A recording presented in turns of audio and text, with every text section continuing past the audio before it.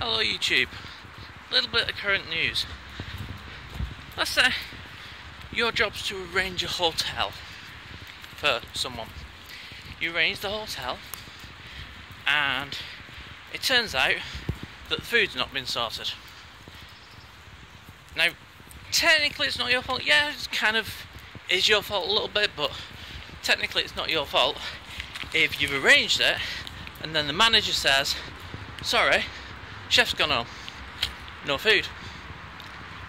Let's say this happened and the person that you're arranging this for turns around, racially abuses you and punches you in the face. Think about it. What would you do? Let's say this person's got lots of money, big lawyers. You'd have no chance in court, but you report it anyway because it's the thing you need to do. You wouldn't fight, because if you fought, you'd be in court and it'd be you on the bench.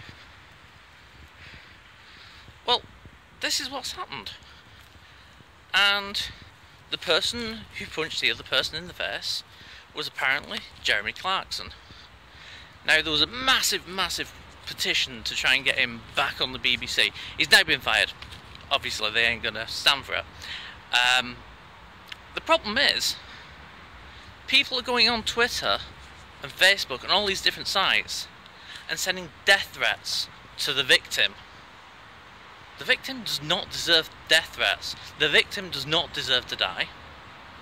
But apparently, thousands of people seem to think that he does. And they're sending the most vile and nasty messages. No one deserves that. Seriously, no one deserves that.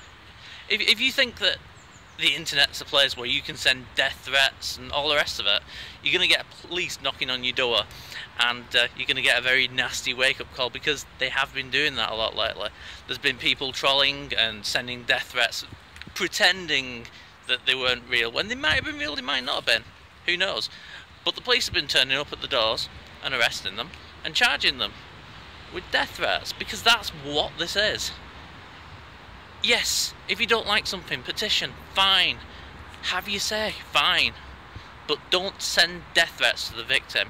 If you was the victim of a crime, would you want death threats sent to your door? Would you want to receive messages all day long telling you should die or something nasty should happen to you? No, because it's not right to do that to another human being. This has been MixtLupus and it's been current news. Thanks.